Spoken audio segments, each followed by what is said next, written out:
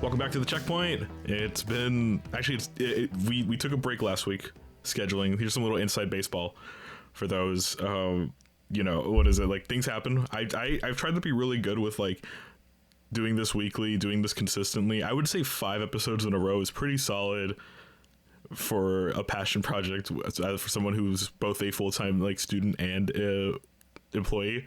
What would you say, Cody, my guest today? Would you say it's a pretty good run so far? Yeah.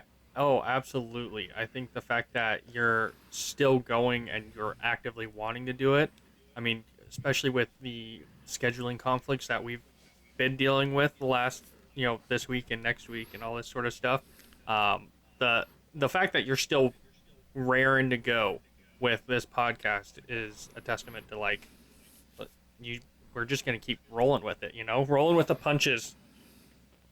Yeah, I feel bad that every week I just you, Maddie, take the brunt of here's what we're doing, but wait, we're not doing that. We're gonna do this instead. But hold up, what if we did this and then this? So I appreciate both of yours' patience. I appreciate the sort of acceptance of I don't know what I'm doing half the time, but we'll do it anyway. It's this thing where it's I stopped writing on the blog. I have to get back to it because I have a lot of ideas, and I kind of felt a little lost. And then the whole Substack news of them partnering with all these betting apps, it's oh my god, everything's bad, right? But I want to get back to writing because I have interesting piece ideas, but then I'm also writing for Game Critics, so it's I'm burning out on everything. If I have to focus on one, I got to focus on one, right? But the podcast still stays, even the video stuff. It's I'm surprised I've kept it going. I'm surprised at how I've been able to edit video, right? I've done it. I've managed to kind of jump that hurdle because I don't know if you remember behind the scenes, that first episode was a pain to get out. Yeah, then, I mean, we were just trying to figure out how exactly you were wanting to do these videos and stuff like that, and I think it worked out really well so far. I enjoy watching it more than anything. It's better that you have something going on than that static image that some podcasts have. Gameplay is always fun, so it is it's great, and I think it personalizes it a lot, right? Because it's my gameplay, so it's a big thing where it's okay, yeah, I have full control over this, right? And it's it's fun to do passively. I bought a new hard drive before the prices of everything kind of blew up. I was thinking my poor laptop is kind of dying, right? It's pretty powerful, but it can't handle more than a few things open. But you ever do this thing where you want something new and you kind of have your heart set on it, but then you realize, oh no, I can probably buy this slight upgrade to my old thing and it'll be fine for a couple years. You ever have that feeling? I'm literally going through that right now. Something pretty similar to that, where I want to get a laptop because for my job I travel a lot now. And I'm going to be away from home for an entire week next week. And I'm I would like to have a computer. And I've been behind the scenes. I've been writing a little bit lately, but I don't want to stop that for a whole week. So I'm looking at these laptops, and I'm looking at really expensive laptops for some reason. And I'm I don't need anything crazy. I can buy something that's significantly cheaper that will do what I want it to do. And I've been battling that for the last 2 weeks of do I just splurge and buy something expensive, or do I just get something kind of relatively cheap? And I'm probably going to do the cheaper option. It's more responsible. So what was it? I did it for, it's okay, I wanted a new laptop or a mini PC. Not a new laptop. I wanted a mini PC or a full-blown desktop, and I'm thinking, oh man, I want this thing. But then I'm wouldn't it be easier for me to buy a 2 terabyte external hard drive and just transfer everything to it to let my computer breathe? And I did that. So that's where I'm at, right? That's where I'm at. You know what's taking up the most amount of space on my laptop? It's not the videos, which are all in full HD and everything. It's not the audio. It's all these ROMs I have for my Retroid Pocket. Yeah. Do you want to hear how much space they take up? Yes, I'd love to. 540 gigs. What? Yeah, 540 gigs because it's like PS2, GameCube, PS1, a Dreamcast, Wii, what else? Sega Saturn, PSP, Game Boy Advance, like all this stuff, right? And it's for my Retroid. So I have like a, uh-huh. yeah, I was gonna say I've never gotten into emulation and stuff like that. Like the most I've ever done was like jailbroke my old iPhone like when years ago just to play like Game Boy games on it and stuff like that. But I've never dived into the emulation space. So I'm that's a huge amount of space for that. That's so crazy to me. I have to move them to my 2 terabyte hard drive just so I can let my computer breathe because I need to have space. Let me tell you exactly. Yeah, it's funny, right? But the problem is if I transferring it will take like an hour, so I gotta wait because that's more than like the amount of games I have installed on my PlayStation 5. Yeah. Right. Okay, Yeah. so That's here crazy. I'm gonna scan the properties now of my PS2 folder. Let's see. Hold up. Let me see if I could find 340 gigs for the PlayStation 2 alone. 149 files. Jeez. That's crazy. I mean, that's a lot. That's a lot of files. It's a lot of games. It's ridiculous. I'm never going to play these games. I am never going to play, but I had them because I have my Retroid, right? And I'm fascinated with the idea of playing PS2 games on a handheld with an OLED screen. But at the same time, what's wrong with me? Yeah. I mean, I was thinking about the Steam Deck as well. I'm like, I kind of want one. They're sold out now. I'm not going to get one. But I'm like, I have a Switch 2 that's fairly powerful, and I could play virtually any Steam Deck game I would want on it. So I went back and I put my Switch 2 into the grip that I have, and I started playing Diablo 3 on it. And I'm like, all right, I'm fine now. That's been curbed. Curbed. The only thing I want that I'm still kind of like itching for is a, oh man, hold up, let me turn my gain down. The only thing that I'm itching for that I really want kinda is an Xbox Series X, because I have an S, right? Yeah. And I just want to play Halo Infinite and Master Chief Collection. Can that not run on the Series S? No, here's the problem. The Series S is a bad console. It's nasty. It's disgusting. I hate this thing. It has no space. Everything looks terrible on it. I have I have a monitor anyway. I don't know. Again, this is my brain, right? This is my brain. How my brain works. Like, oh, I don't want to play that and that. And the problem is, if I pull the Series S out of storage, I'm gonna want to play Forza on it, knowing that it's the worst version, instead of just waiting for the PS5 version to come out, right? Like that's sort of where I'm at. So that the Halo stuff died when like I picked up Destiny again and I'm playing Marathon. Like that's fine. I'm good. I don't need it. But you get what I'm saying? That's where like my head's been at with all this stuff. Like, that's how my mind works. It's like I want to upgrade, but I have the stuff I have stuff that works now. I don't need to like upgrade. Right. It is that curbing that like, ooh, something new, and it's no, hold on. I don't need that right this second, I have all this other shit that I can deal with right now that I don't need it yet. But I would like, say the Series X is, I mean, that's what my main thing is, the Series X and then my PC. And I mean, I love my Series X. I have two of them, but that's for me and my kids to play together mostly. It's worth it. Right, of course. I never even thought about getting the Series S. Like, just because I was like, if I'm getting an Xbox, I'm getting an Xbox. Like, I don't want the like little side piece thing that, it just isn't much better than the Xbox One X or whatever was. Not much better than that. It's technically worse because like it doesn't display in full 4K. Which that one's like, oh my god, why? But the only thing it has different is the SSD, so stuff loads faster. So like Halo and Forza whatever. Anyway, very off topic, but that's like, it's that idea where it's like, this is what the podcast has sort of like had done to me in terms of like, yeah, I kind of want to do more, but whatever. I'm not gonna buy a new computer just to edit this. That's ridiculous. Anyway, I've been doing a lot. Like it's been like 2 weeks since I recorded. So I've been like, playing a lot, reading a lot, watching a lot of stuff. I'm gonna start with my stuff first, like the what we've been Yeah, up let's do to, it. just because I have 3 review codes that I had gotten for 3 roguelikes and slash survivor likes. So these were all sent to me by their respective publishers. I'm gonna have footage on screen, and I'll detail like who sent me what in the description below. I linked the gameplay. Have you watched any of the stuff?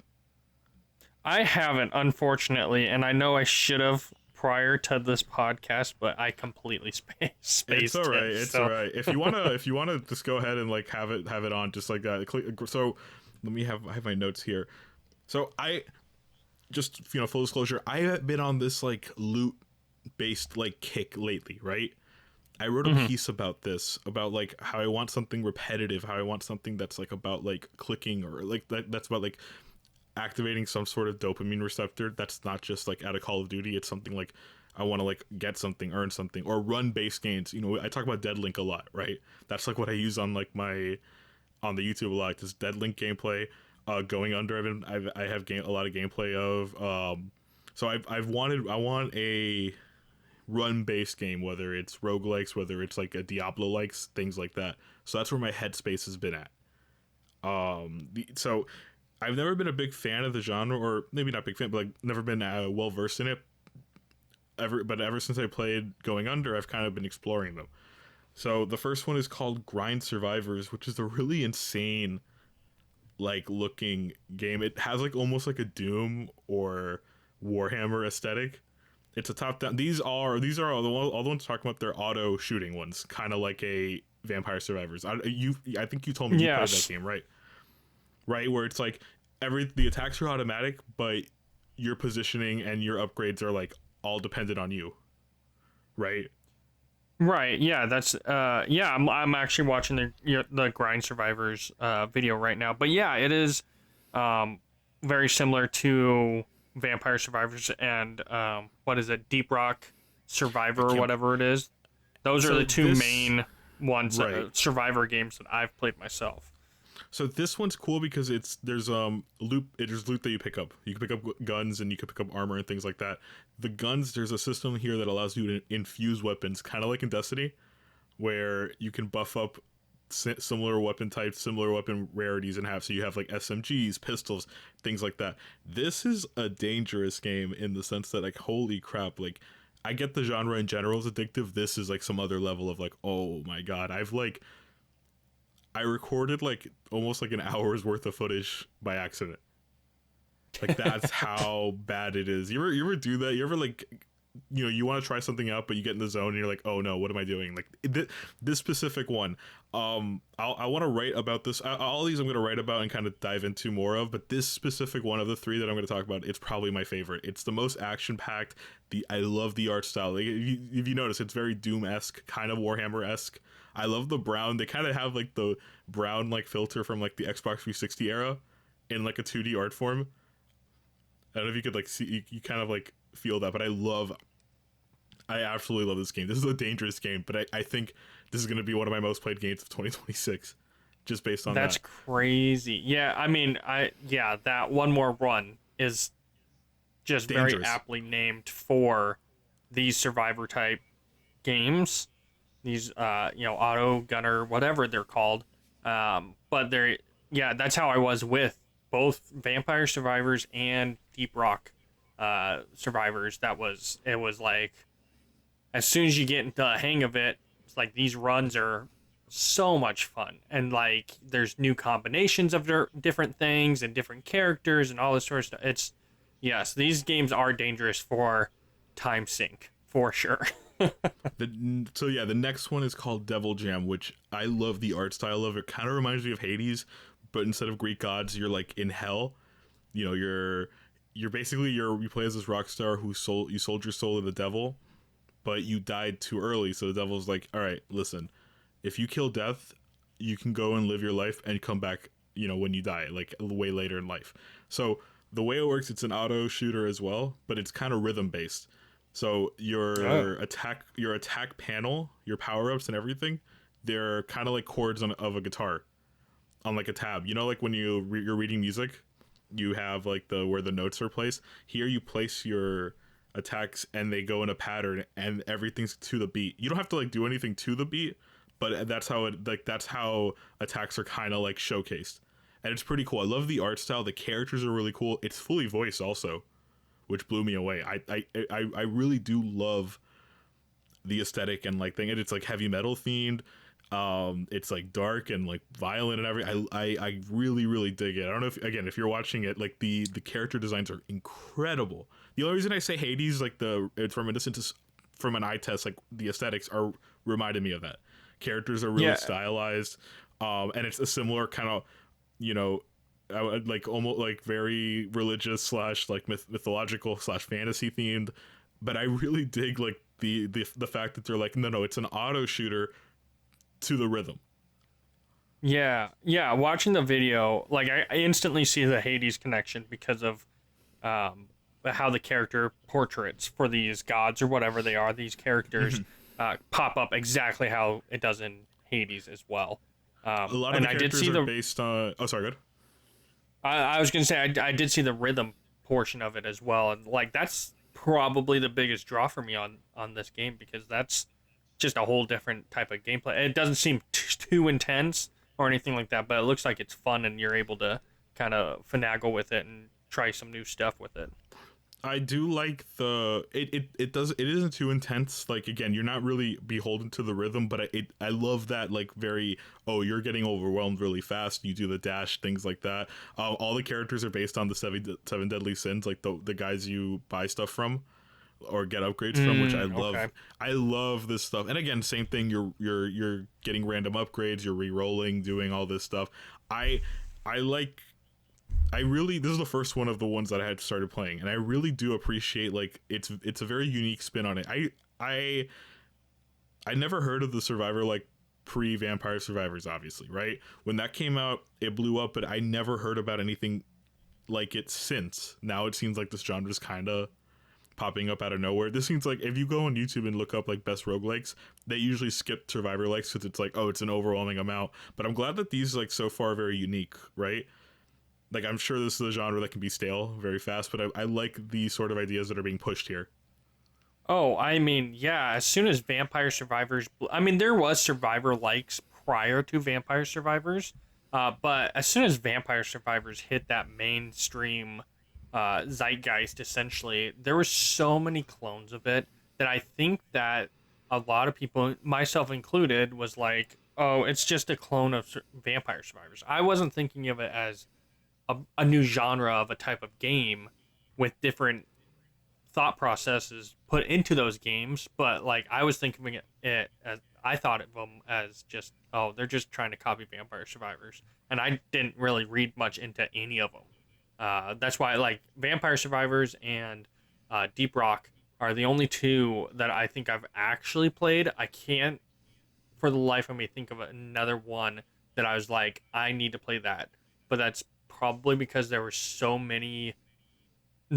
a lot of like clone wannabes that just kind of drowned out that genre for me, and I was like, I'm not searching for replacements for these games because they're so good. These ones are already great. I'm not looking for anything else for that.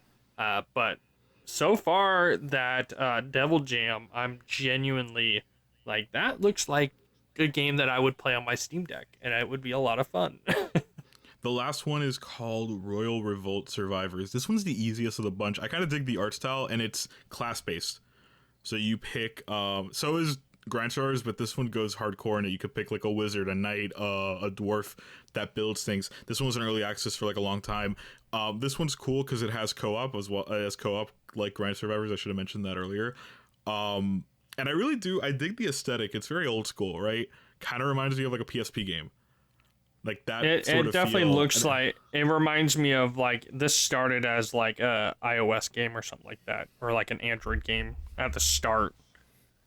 I did like a phone game. I dig like the colors, right? And this one's really fun. This one's one, again, it's that thing. It sneaks up on you. It's bad. It is dangerous. I was already like, this was another one where I recorded like at least an hour's worth of footage. And I really, really dug it. I think at some point, this is going to be like a What are the two genres that I play the most at this point are FPS games and roguelikes at this point. Like, it's bad. Like, this Nice. sort of like, oh my god, I got out this one more run or one more match, etc., etc. Like, it's such a fascinating thing. I'm gonna leave the main game I've been playing for last, since you and I are gonna dive deep into it for our main topic. Let me get through what I've been reading and watching. I read Hard Contact, the Republic Commando novel by Karen Travis. It's a Star Wars novel about these elite clone troopers and like how they were brought up and how they were, trained by by Mandalorians, and Jango Fett, all that stuff. Have you read this book? I have not. I like when it comes to Star Wars books. We've talked about it before. The New Republic, whatever, or the High Republic is the series that I really got into. Outside of that, I read a good chunk of comic books, and I've read a handful of like legends stories and stuff like that. But I've never dug super deep into the Star Wars book line. So I would say, like, yeah. Would you say you're more into like the canon stuff then, like the Disney I don't stuff know. that? Yeah. Oh no, no. I mean, I don't know. I don't want to say I'm more into the Disney stuff because that seems so loaded. When it comes to those movies, I think those movies are terrible. I don't like any of those movies. But the High Republic is really good. Like that series is really really good. I really like it. As a amateur Star Wars fan, I like Star Wars. I'm not a super fan of it. Um, I but I've read some of the old Legend stuff, and I do Mhm. like a lot of the old Legend stuff. But it's just never been. I've never been drawn to a lot of that Star Wars stuff as much as the High Republic really dragged me into it. This book's pretty good. It's like a good military sci-fi novel. Karen Travis hates the Jedi, which is so funny. Like, she sees the Jedi as like incompetent or angry or bitter or this whole thing. The clone troopers are written like humans. It's fascinating. It's a fascinating book. I need to read more by her in general, because obviously she's like kind of one of these goat writers that's done like Star Wars, Gears, Halo, everything. And you talked about it in the beginning on our first episode. You talked about her Gears books and how they kind of like really dive deep. She wrote Gears 3, which is also crazy, Yes. right? Like, that's Yep. like she's kind of like one of those, like, who I was talking to someone about it. It's so funny to see like these like big name sci-fi writers attach themselves to other franchises. Most famously Jeff Vandermeer. He wrote Annihilation, which is a phenomenal book.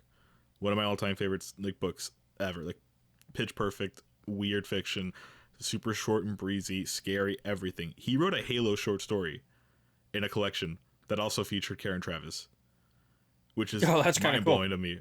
Right? He wrote a Predator book, like the Predator, like the movie series. Like, it's crazy, right? It's just so funny how sci-fi authors kind of like can adapt to, like, oh, okay, if this is a big sci-fi franchise, I'll write something about it. So Hard Contact's really really good. I'm a Legends fan only because that's what I grew up with. So it's kind of me getting back into it slowly. Um, I'll kind of jump ahead. I'm watching The Mandalorian now, because I want to catch up before the movie. That movie looks horrendous. That movie looks horrible. I That movie looks like the biggest, like, oh, remember this movie ever. Like, I that is dude, the that's the how glove I shit feel like. term. Like, that entire movie is that, right? They got the baby from the Clone Wars animated movie as like a buff teenager played by Jeremy Allen White. Like, what are we doing, right? So that's my headspace, is like, oh, I'm being pandered to in like the worst ways, or someone's being pandered to in the worst ways. So that's why I never liked a lot of the Disney stuff, because I feel like, especially the TV shows, they're very much, hey, remember this thing you watched when you were younger, when you were a baby or whatever? Like, here, we're going to make it in live action and it's going to look horrendous, and we're going to shoot it on like Unreal 5. Like, all that stuff, right? And at some point I'm gonna have to do a Star Wars themed like series, like show. Maddie and I were talking about it. We got to do like a full, like, the good, the bad, and like everything wrong. Like, because they were telling me they love Andor. I have to watch Andor. I've heard great things about Andor. Heard it's like exceptional because it doesn't care about Star Wars. So the legend stuff is like what I grew up with, and that's kind of where I'm going, because it's all the weird, insane stuff. There's like weird characters. Authors just like throw whatever. back then, I guess the guidelines were a little like less rigid, which I love. So it's such a cool contrast to see Mandalorian season 1 is solid, but you could tell it's playing it safe. And then I'm reading something like Hard Contact, where it's like, man, people are like murdering each other. The Jedi are incompetent. There's all this political intrigue. It's fascinating to see. Yeah, I really liked the first episode of the Mandalorian, or the first season of the Mandalorian. I thought it was great. I enjoyed it for what it was. And then everything that I've seen beyond that, I'm like, I don't want to watch that. Like, I haven't seen season 2. I heard how bad Book of Boba Fett was. There Book of Boba was Fett being bad hurts because Boba Fett's my goat. right, why? What are we doing? It was basically the Mandalorian season 3, apparently, or something like that. I don't even know. Mm-hmm. Like it was just, yeah. I was like, I don't know if I want to invest in that, you know. And then, you brought up Andor. I haven't watched Andor either, but because I know it's linked to Rogue One, right? That's the like prequel movie. Yes. That's my favorite Star Wars movie of all time. That Rogue One is actually so fucking good. I love that movie because it's not like full on Star Wars. Like it is like that movie's great. I really like that movie. And so I know that it's tied in with that movie that I'm like really should watch that. That makes me want to watch it. But other than that, I'm like Star Wars just has such a bad rap with those movies. The 7, 8, 9 or whatever it was, and I'm like, I don't want to watch the movies. Like it's such a bummer. I mean, we don't have to get into it, but it's like I'm of the mindset. It's funny. There are like less good Star Wars movies than there are bad ones. Like first 2 masterpieces. I don't love Return of the Jedi. That's kind of where I trail off in like my I'm gonna rewatch Star Wars, and then I watch Empire, and I'm like, okay, I'm done. The prequels aren't great either. I like Phantom Menace more than the other 2. I like the last 20 minutes of Revenge of the Sith because like politically it's like one of the most insane blockbusters ever made. Force Awakens I think did more damage to movies than anything because now every movie is like that. Every movie has to be like a sad like, hey, remember this thing from the 80s you loved? Like why did Ghostbusters get a Force Awakens? Like why? Did it not? Ghostbusters got like a Force Awakens style like movie where it's like, hey, we're gonna go back to like the old generation and the new generation. I'm like, what the hell's going on? Who is this for? I like Last Jedi, but it became everyone's full-time job to either defend it or hate it. Rise of Skywalker is one of the most boring theater experiences ever. I watched it in a 4D theater, like the ones where the chairs move, and I still fell asleep. Dude, that's so like crazy. That's where I'm at. That's where I'm at. Like, you know, like there. And then the first Star Wars movie in like 7 years is a $200 million Netflix movie with this Mandalorian and Grogu. There's a movie called Mandalorian and Grogu. You gotta go tell somebody, hey, I'm gonna go watch the Mandalorian and Grogu. You got like we let that happen. Like we let a movie be called that. Jon Favreau needs to pay for his sins. Yeah. Quick story: I went to a blind box store with my partner, and they had Mandalorian blind boxes, like bobbleheads, and there was a Boba Fett one. I bought the last 2, and I'm like, okay, please let this be good. I got an Ahsoka Tano one, and like a Mandalorian one, and I'm like, oh, I got the Filoni Funko Pops. God, please kill me. I totally forgot that there's an Ahsoka TV show too, huh? Oh, there's a cartoon. There's a what's Ben Kenobi? Is there's that one too? There's an Obi-Wan show. There's an Ahsoka show. I heard the Acolyte was pretty good. That's the only one that got canceled. But the Acolyte, that one's High Republic stuff. So that one kind of interests me. Yeah, I heard it was bad. That's why it got canceled. I heard it was bad from like the wrong people. You know what I'm saying? When certain people say something's bad, that's like, true. That's true. Anyway. Well, when they talk about Star Wars and they're like it's not very good, it's like most of the time I'm like, yeah, that sounds about right. You know? Oh yeah, Star Wars is the worst thing. Star Wars is the worst thing ever. Like it really is. Like this thing, it's bad. It's like a bad thing. Like no one should ever subject themselves to getting into Star Wars. I shouldn't. I don't know why I'm doing this to myself. But the books are fun. What is it? Books are fun. Destiny 2 Renegades is fun. And then I'll rattle this off. The Project Hail Mary audiobook. Good God, it's so good. It is It's so that book good. is so good. I love that book so much. I've never done audio before. And I'm like, I don't know why I picked this one. It's so dense, right? It's very science heavy. It's like they're gonna throw a lot at me. It is such a good listen. It's such a fun listen. I listen to it at the gym when I'm driving, and I'm all in. I understand what's going on. I love at first the humor was like kind of dry, and I'm like, you could tell Andy Weir is like a little, he's trying his hardest to like blend like the science and the human stuff. But then when it picks up, you're like, oh, I buy these characters 100%. I buy everybody. Like, what's Grace, incredible character. Rocky, incredible character. Very excited for that movie. Also a little scared, like my because I think the book is saying something. I'm not done with the book. I'm like in the last like 80%. Like, sorry, I'm at the last 20% of the book. So I just got to the part where it kind of reveals like the big twist. I'm not going to spoil it. It's a good twist too. Where it's a good twist. Where he remembers what he's doing or why he's there. Right. Like when everything comes, you know what I'm talking about. So it's like, yes, I just got to that part and I was listening to it. I'm like in the waiting room of like a doctor's office, and I'm trying my hardest not to go, what? It's one of those things where it's like, oh man, a phenomenal book. I think the movie, it looks good. I like Ryan Gosling. The directors did Jump Street and Spider-Verse, so I kind of trust them to take on something different, right? Because they've done like every genre. Lego Movie, sorry, they did Lego Movie. They produced Spider-Verse. So I'm all in. I'll watch it. I love Ryan Gosling. I like space movies a lot. This looks like it's gonna be like in that sort of like Interstellar-esque kind of thing. Very big spectacle. I'll watch it in IMAX. I'm looking forward to it. But this book is phenomenal. It's phenomenal. It's such a good popcorn book. It's such a good like big idea heady sci-fi book, right? Because I've read a lot of science fiction books that are either military fiction, weird Star Wars shit, a lot of Halo books, but this is like a fun blockbuster in a book, and I dig it. Yeah, I know we had talked about it.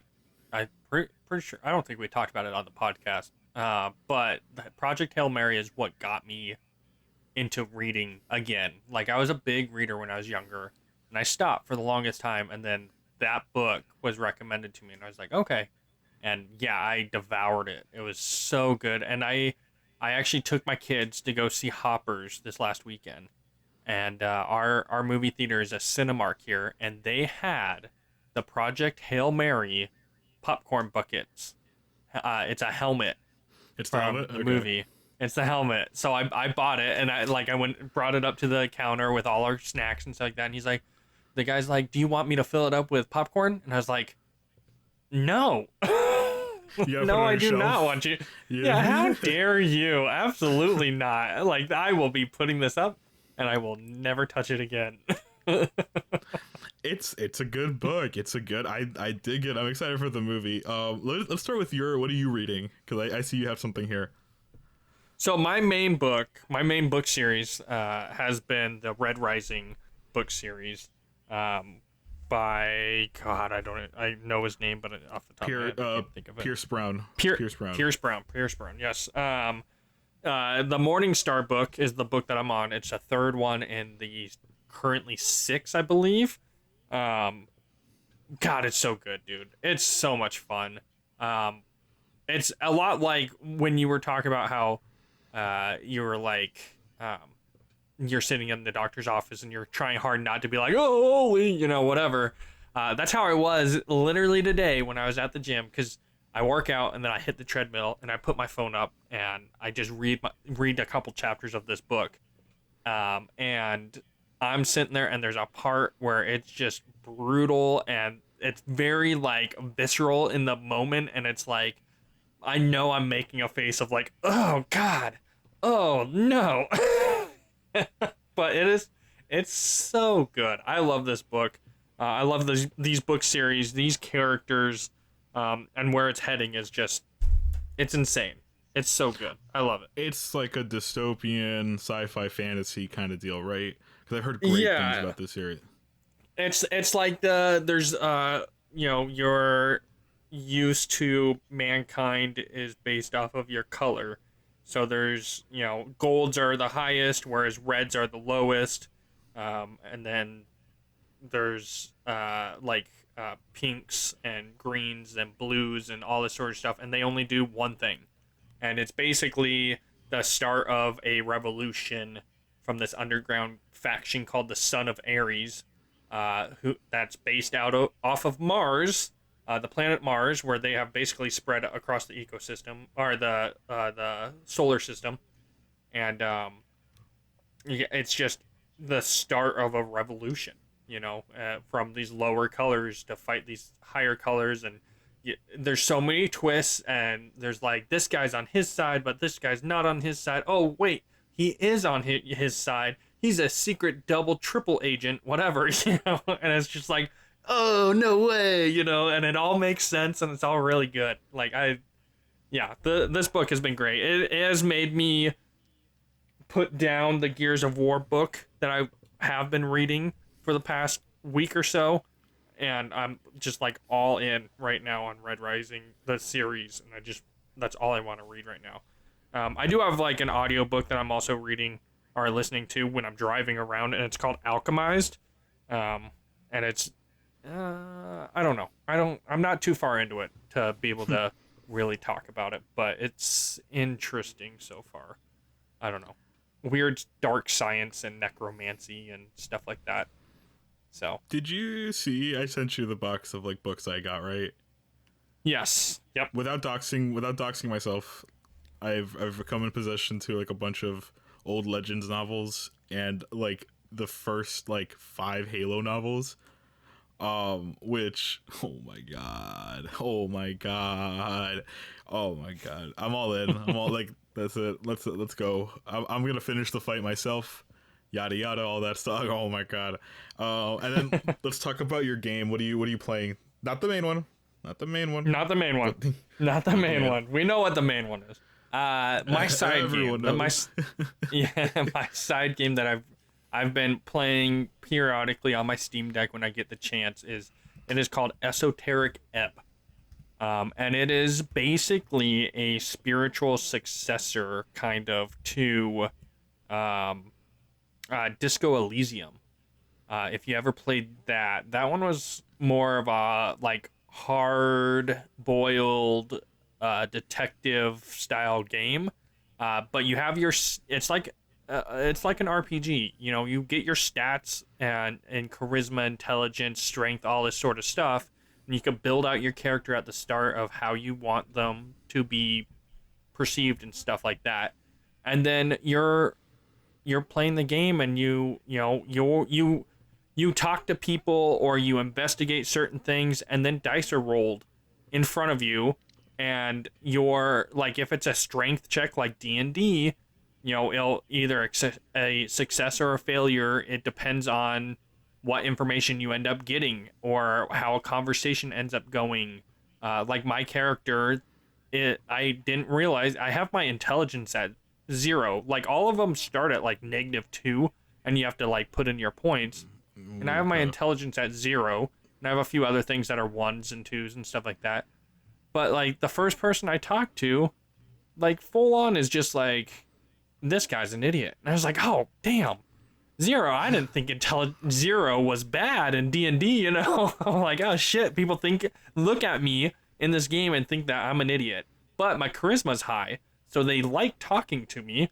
But they're like, this guy's a big, strong dumbass. And it's like, yeah, I guess so. You're a charming dumbass. You're a charming dumbass. Exactly. Yeah, and it's funny. The when you roll the dice, you have like an inner monologue with these stats. So your strength stat and your wisdom stat and stuff like that. When you roll a dice, they're basically talking to you. It's hard to explain unless you like watch video of it or something like that, but you have conversations with your inner thoughts essentially, and they're based out of like your stats. And I don't know how to get more into it, but it's really fun so far. I'm enjoying it. It seems like you have like a total of 2 days to figure out this investigation thing that happens in the that happened in the city. And every time you select a dialogue option in the um, in the game, that counts as 1 minute. So it's like Interesting. it Okay. slowly ticks up. But if you're walking around and stuff like that, it doesn't. No time is passing whatsoever. So yeah, it has some really interesting concepts. It's high fantasy, like dwarves and orcs and that sort of stuff. You play as a cleric um, that works for the city, and you're an investigator in some way. But I'm probably like an hour and a half into it, but I like it so far. It's fun. Everyone has been telling me to play Baldur's Gate 3, right? Like that's like Yeah. the RPG I should play cuz this year my goal initially was to play more RPGs, right? Whether they're like really hardcore CRPGs or like the sort of Bethesda-esque ones. I started Rogue Trader in January. Have you seen that game? It's the Warhammer one. So it's basically Warhammer Yes. Baldur's Gate. Yeah, I downloaded it but never played it. So I got like about like a few hours in. I'm on Act 2, but I heard that that's when the game gets really long, so I stopped. I haven't been back since. I gotta pick it up. I gotta pick it up again. But that's sort of me trying to find like a sci-fi RPG because like post Mass Effect, post KOTOR, nothing has hit the same way. All right, like I know I gotta go back to Cyberpunk. I know I gotta go back Fallout. I'm very excited. Spoiler, like one of my games I'm looking forward to is Starfield because I know I'm gonna spend like a million hours in that game because it's like, oh, it's a space RPG. It's finally the thing for me, right? But this one looks pretty cool. I love the art style, very traditional, very like I like that sort of fantasy vibes. Kind of reminds me of like Avowed, because Avowed's Yeah. pulling from like very traditional fantasy stuff, even though that one's based on Pillars of Eternity, another CRPG. But I dig it. I want to try this one out if it ever comes to Switch, which I think it will at some point. Like this looks like it's tailor made for like how you're on Steam Deck. How PC heavy, how mouse heavy is it then?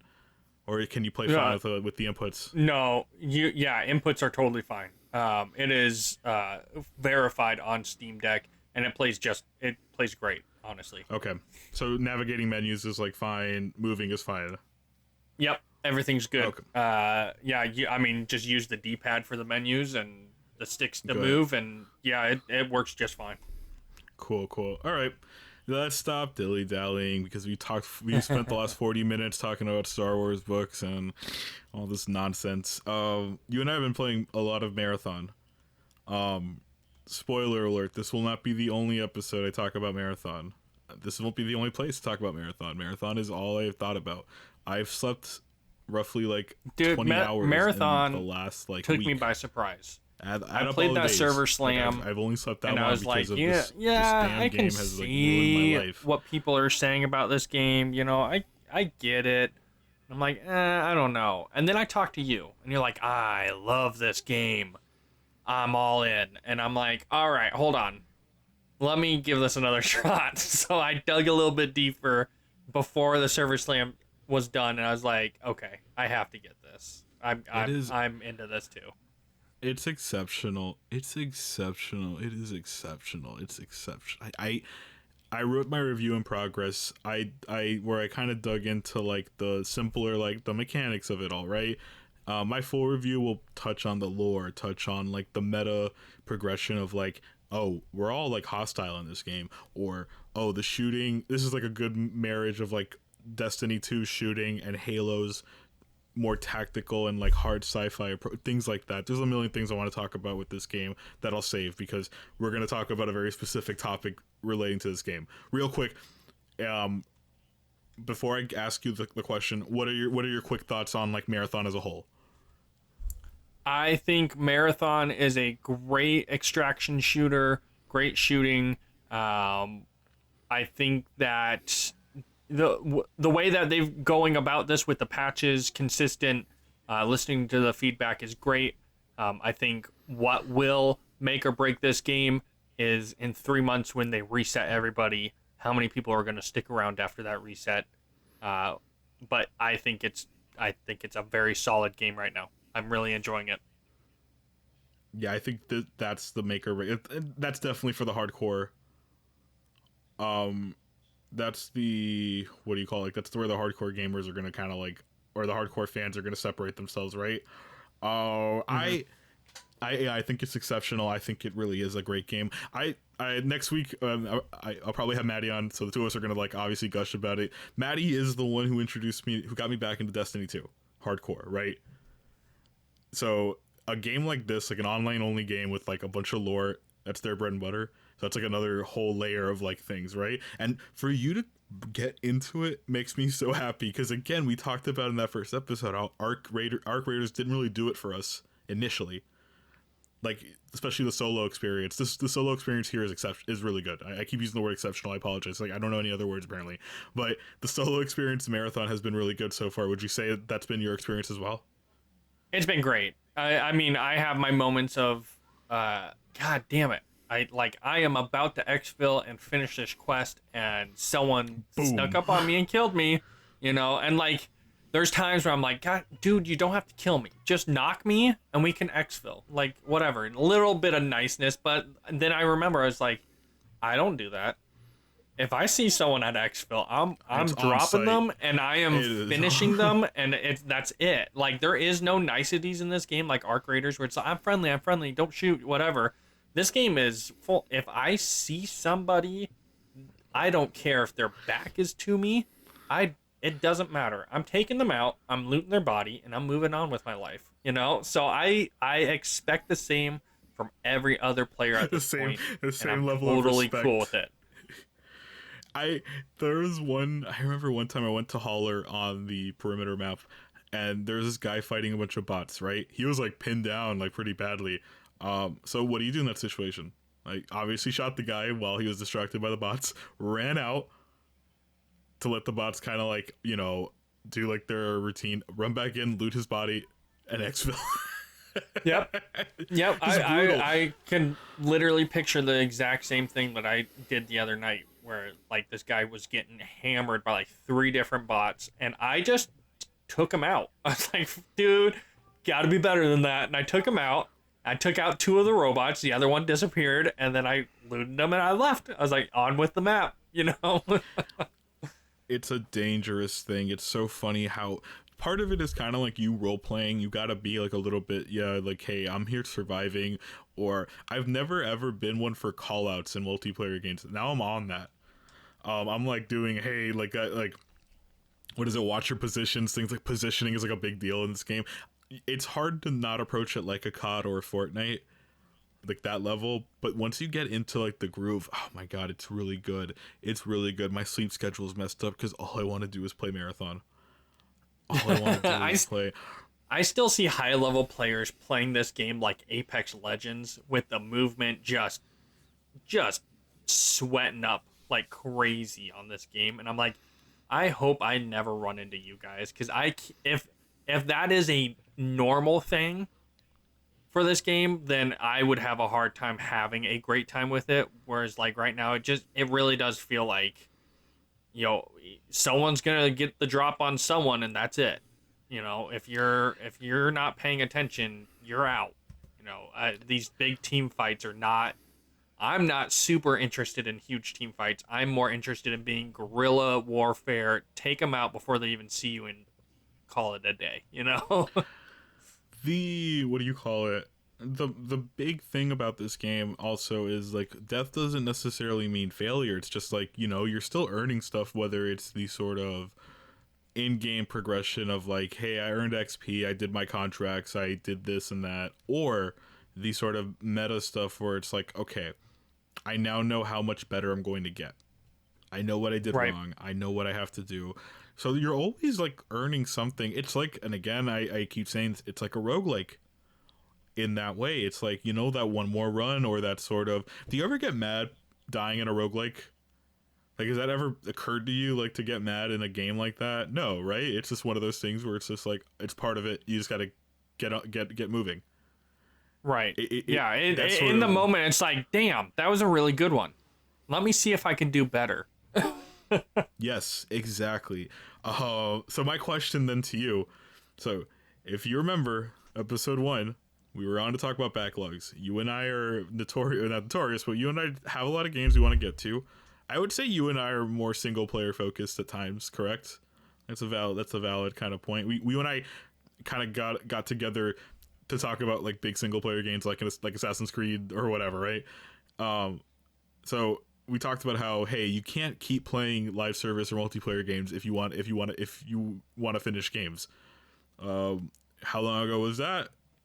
And now we're here. So my question is, how do you deal with like changes to like this process, right?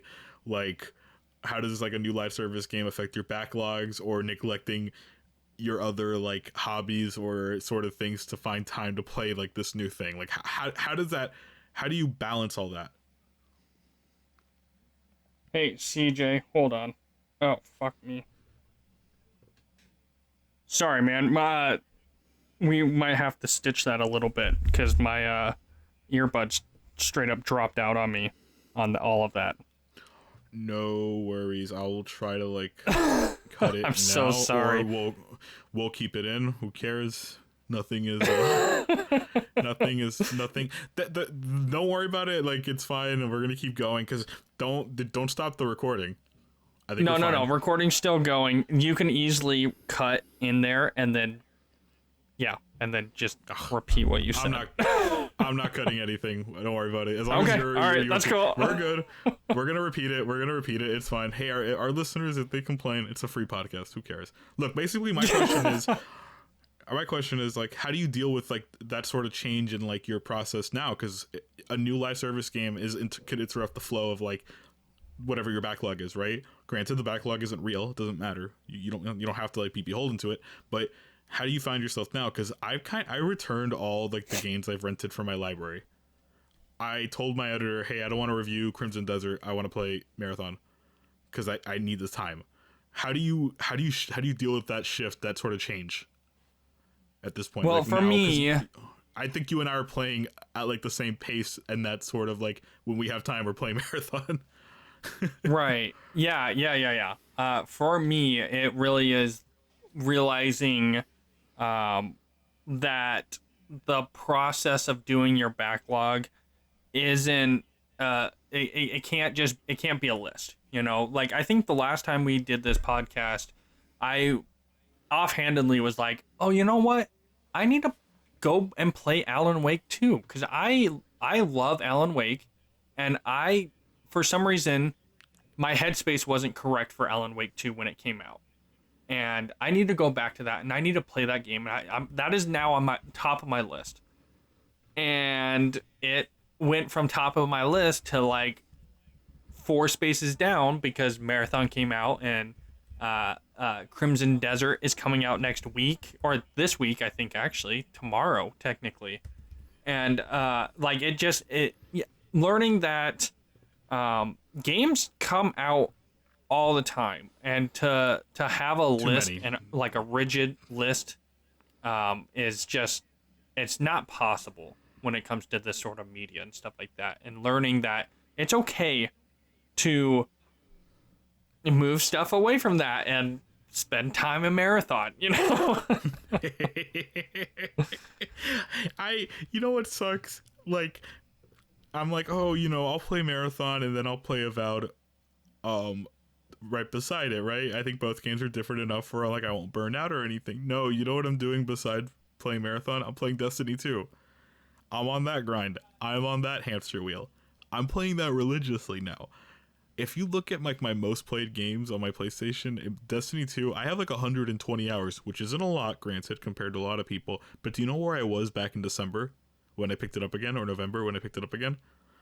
I was at 50 hours. Yeah. So in 3 months, I put 70 hours into this game, which for me it's a lot because I'm like, I don't really stick with games. Nope. Every weekend I'm talking to Zer. I'm spending my strange coin. I'm going to the portal. I'm infusing weapons. So yeah, I get it. Like, I can't make plans. This year I made like a big plan. Like, oh, I'm gonna play all these games. I did not expect Marathon to kind of like ruin whatever discipline I had. I didn't. Yeah, no, definitely not me either. Like, this was not realistically even on my radar until after I played that server slam. Because for me, the only live service game that I technically play pretty consistently is Fortnite, and I play that with my son. And I'm so glad. Side note that this season is finally over, because this has been the longest freaking season of Fortnite I've ever played, and it is awful. It is so bad, but I'm glad Marathon's here. I think the real challenge is figuring out whether I am playing something because I genuinely want to, or if it's because I feel like I need to keep up with it unless I fall behind on it, and there's a lot of games that are like that, where it feels like I need to keep up with these games, especially some live service games, to just, feel like I'm still a part of it.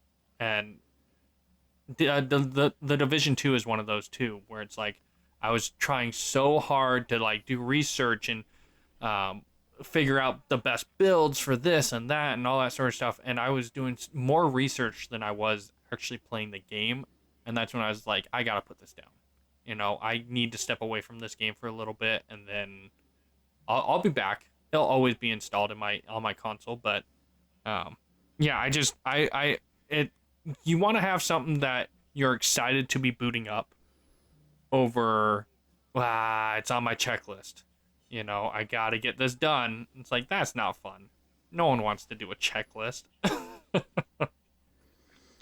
It's such a hard balance. It really is. There's like a lot of the problem is too. There's a lot of games I want to play. Speaking of Division 2, I gotta play it. I gotta get back. The problem is I played Division 1 for like 20 hours. I really liked it, but I felt bad. Like, oh, maybe I should play Division 2 because it's the new one, right? And I should play it. And then, they added crossplay. And then you and I were talking about it. Maddie reinstalled it on PC. Yada yada, this and that. So now I have people I can play with. But then it's like marathon. Right. No matter what, there's gonna be something else that is going to grab your attention, and that's okay. That it has to be. It has to be okay. I was gonna pick up MLB The Show when it came out in early access, because I'm like, oh, baseball season's starting, getting really romantic about it. I want to chill and play, but I told myself there's no reason for me to get it yet, because when am I gonna have the time if all I'm thinking about is marathon? If all I want to play is marathon, that is some incredible, just awareness of that, because that's not me. I don't have that awareness ever. Like, I'm like, I want that game and I'll buy it, and then I don't play it. I wish I was able to be like, I don't have time for that. Like, the only reason, because it's like, oh man, I gotta deal with work, I gotta deal with school, I gotta deal with marathon. So it's like, all right, and I gotta have a social life. I have a partner. I have social commitments. I got this podcast to worry about.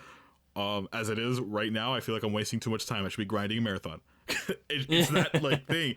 All I'm thinking about is this game. It's just ridiculous. But what you said, it's important to just kind of remember, like, these are video games, man. Who cares, right?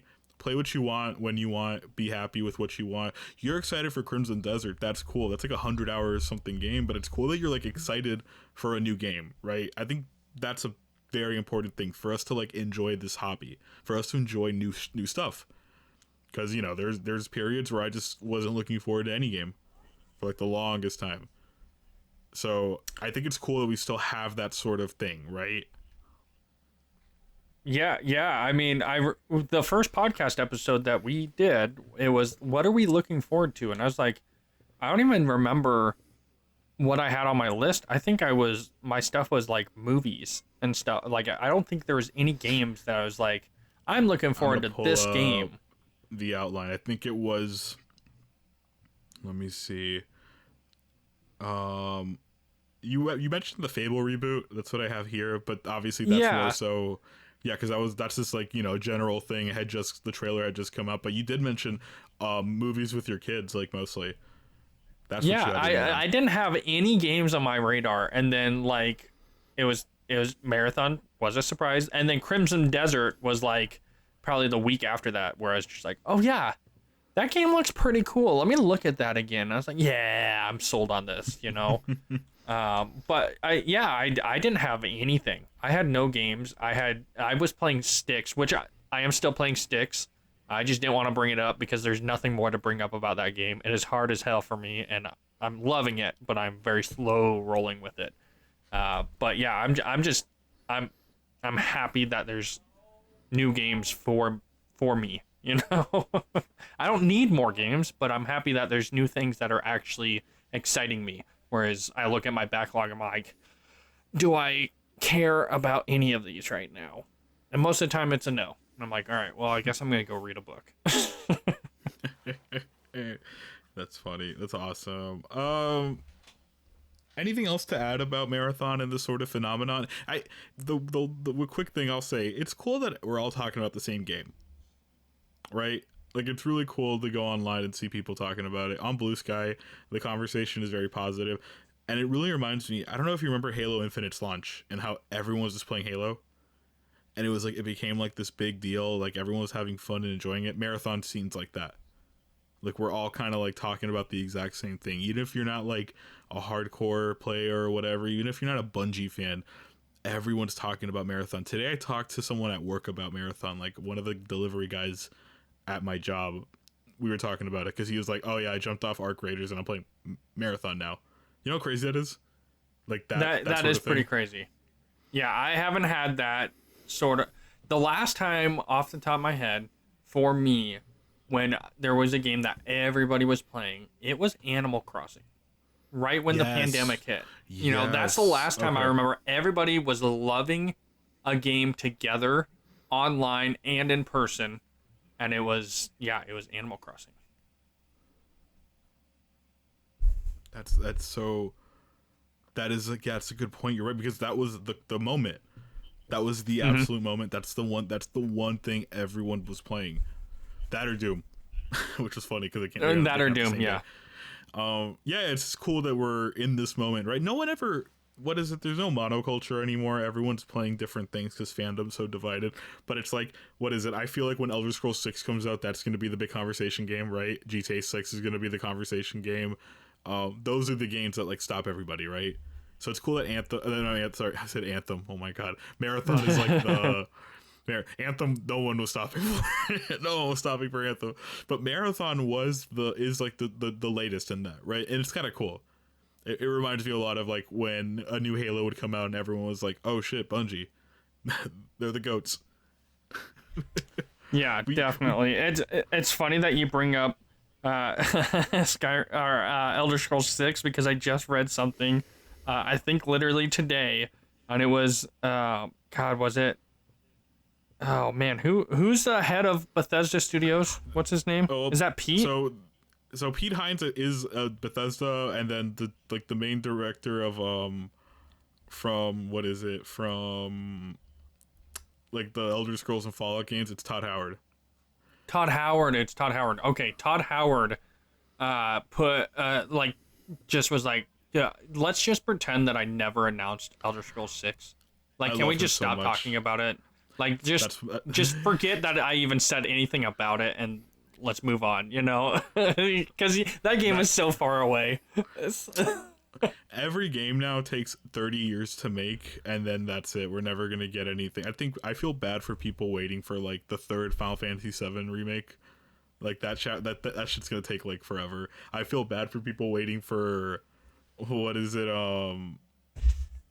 I'm surprised this Halo remake took like 6 years to make, 5 years to make. Like, we're cooked, we're done. Like, there's like, this industry is like cooked. Elder Scrolls 6 is so, but I am excited for Starfield. I'm glad it's finally coming to PlayStation because I wasn't gonna play it on Series S. That's like the one thing I'll talk about that I'm excited for, and then I'll throw it to you. Starfield looks like my jam. I know it got mixed reviews, and I know it, a lot of people were kind of down on it, but all these updates seem cool. I like the idea of like a Fallout in space, right? I know what's it called, Outer Worlds is that, but Bethesda, is something about the combat and like the loot and like the center, all this stuff kind of working together. I know the RPG stuff isn't that deep, but I still trust them to make a good version of that game. Does that make sense to you? Like what I'm talking about, like that sort of RPG? Yeah, that makes sense to me, honestly. Like, I played Starfield. I didn't beat it or anything like that, but I played it to a certain point, and I was like, there's some really good stuff here, but there's a lot of issues too. And I was like, you know what? I'm gonna wait. I'm gonna wait on this. I know there's gonna be updates, all that sort of stuff, and I've basically been waiting for Starfield 2.0 or whatever they keep calling it, and they kind of just did that with two like these big updates that are coming out. It's like Free Lanes and Terrain Armada that's coming out, and it like overhauls this game like crazy. And I'm like, okay, this is when I will look into doing Starfield again and see how it goes. So yeah, I am kind of looking forward to Starfield in some capacity too. they're good at like that loop. I like the Bethesda gameplay loop because like Avowed, I'm enjoying it, but it's just like a notch lower than something like a Sky. I know Skyrim isn't the best combat, but I Avowed feels like I'm playing just like Skyrim Light. Outer Worlds, the combat and like exploration, it feels like I'm playing Fallout Light. You know, not that they're Mm-hmm. bad; those are very good games. They're doing things like that Obsidian knows how to do. But I've like again, I'm a Fallout 3 like fanboy. I love Fallout 3. Skyrim is like, I mean, how many times have we all played Skyrim? Like a million times, right? Like you can just Oh play yeah. that game endlessly. I'm Fallout 4. I think I'm a defender of like what I played of that game. That game's like fun. So Starfield looks like my kind. And again, me being a big sci-fi fan, space fan, I love the idea of like, okay, you're gonna put Fallout in space and make it this big epic like thing. I'm all in, 100%. Sign me up, Toddy. You got me. I'm glad you finally. It only took a million years. I'm still waiting for that Fallout 3 remake. We have to get it now. I don't know. I don't know what they're sitting on their hands for. Like, come on, let's Yeah, let's get that I rolling. know. I'm waiting on it because I booted up Fallout 3 on my Steam Deck the other day and I started playing. I was like, that remaster's right around the corner, right? Like I shouldn't be playing this right now. I don't want to be burned out on it, so I'm waiting. I'm waiting for that one too. But isn't it crazy how good that game is? How I how well that game's aged? Like how I insane like I'm the exploration is. It's yes, dude. Like I mean, that game at this point is. I mean, it's ugly, but also the Wasteland's ugly, so it kind of fits. But Yeah. that game is just it is my one of my favorite games of all time. It actually probably is my favorite game of all time. I love Fallout 3. It is what got me into RPGs as a whole, honestly. And yeah, yeah. That game, I regardless of what anybody says, that game's easily beats out New Vegas for me. Bold. If we get that threat, so it's on you. Anyway, what are you looking forward to? Obviously you and I War Marathon, of course. Like that game's Yeah, gonna last more forever. That marathon. game's we mentioned Crimson Desert. What about it appeals to you? Because I was initially going to review it because it looked fascinating. Because I like open world games and also I like jank games. This looks like a mix of both. What appeals to you specifically? It's this giant open world that like looks like there is discoverability to it out, whereas like a lot of these other like big open worlds that I have tried to play. First one that comes to mind is Assassin's Creed Shadows, where like there's all this big open world stuff that just I don't there's doesn't feel like there's anything to discover.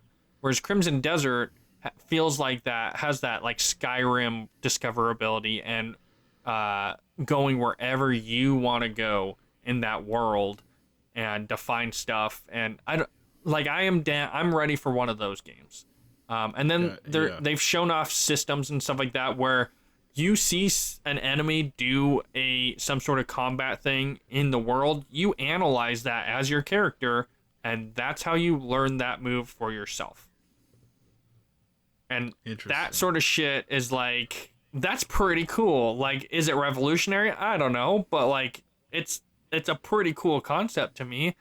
So yeah, I just want to find a game where like I can play it hardcore, put it down for a little while, come back to it. A lot like my uh, Ghost Recon Breakpoint, where I can come back to that game at any point in this huge open world and just run through, do missions, kill bad guys, put it back down, and I'll see you next week. You know? That's like the best of it. I mean, look, I'm a big open world fan, but even I get tired of the genre in general. I feel like the best is always stuff like Phantom Pain, Red Dead 2, Fallout 3. Um, I'll give like there's like the amalgamation of like most Assassin's Creed games. They all have systems that work, and if you like combine, like, Valhalla had the exploration, but that game is over bloated. Odyssey has like the loot, which I like, but that game's like also like 2,000 hours long, and so on and so forth, right? But broadly speaking, Assassin's Creed as a whole is like one of those, like, okay, I like the open world stuff. Crimson Desert, the main thing to me that stood out is like, what the hell is this game? Why are you flying mechs? You got like car. Like, I'm waiting for them to add like an Audi in it that you can drive or something, right? Like, that's sort of like, it's that level. It's like, it looks like a weird sci-fi fantasy mixed game. It looks interesting. I'll keep an eye on it for sure. But I'm gonna be honest with you, brother. And again, you could already tell, I'm not gonna have time for this shit. You wanna know why? More marathon, baby. Yeah, I'm gonna play marathon. What is it? It's not a sprint. It's a marathon, all right? Yeah. Like, that's where that's sort of where I'm at, but it's cool. I'm glad. And then you mentioned we've already talked about the Hail Mary movie, but how are you feeling on it? Because this book was yours first. Like, you talked to me about it. I remember as you were reading it. Like, what are you feeling? I like Ryan Gosling. I have watched a portion of like the reveal trailer, but I didn't want to watch all of it because I was like, I love this book. I'm already like, I know I'm going to see this movie no matter what. I think it's going to be good. I'm very optimistic about it. Where that comes from, I don't really know. But I have to imagine that Andy Weir wouldn't want, because wasn't the Martian movie pretty good with Matt Damon?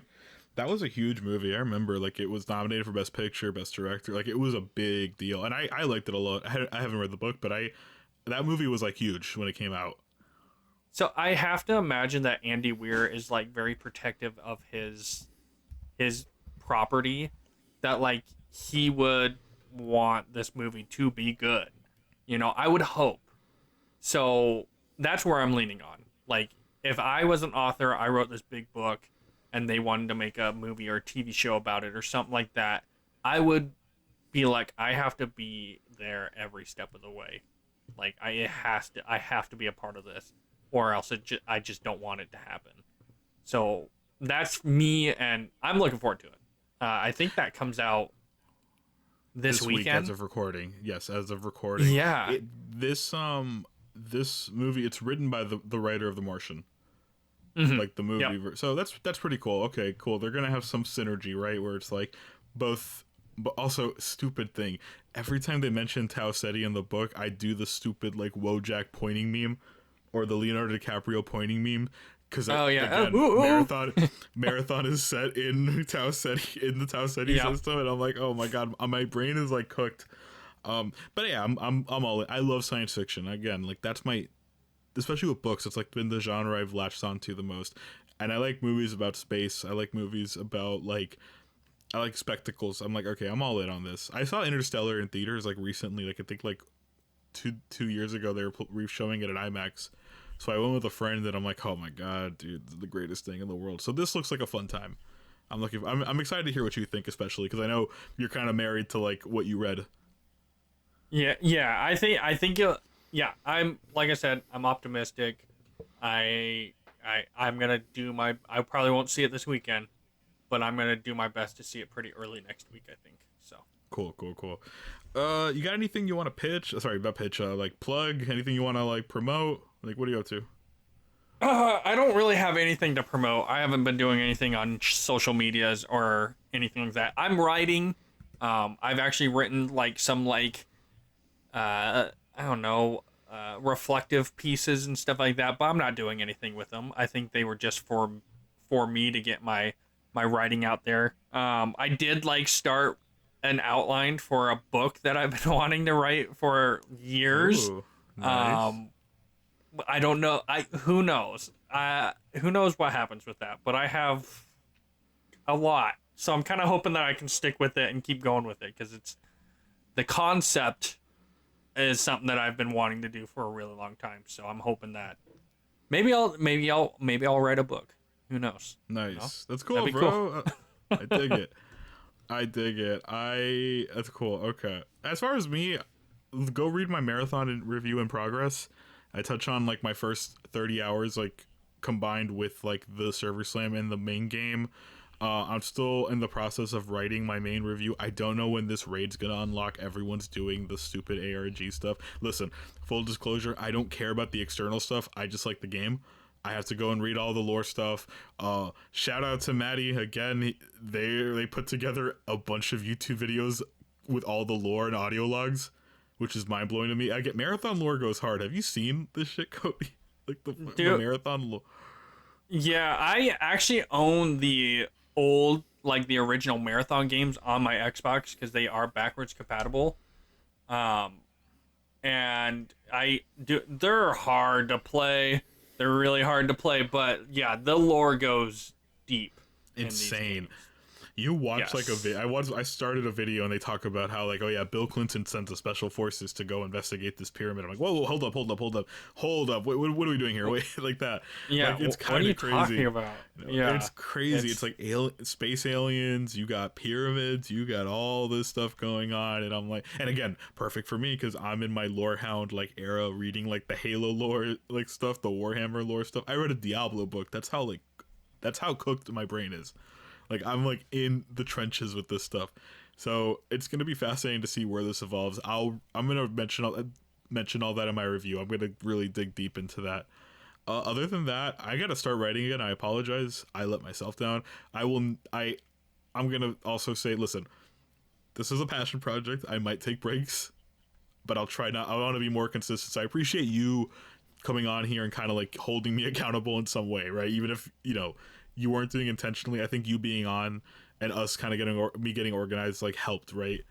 Because consistency is key. This doesn't matter ultimately, right? I can stop tomorrow. At some point I'll stop, right?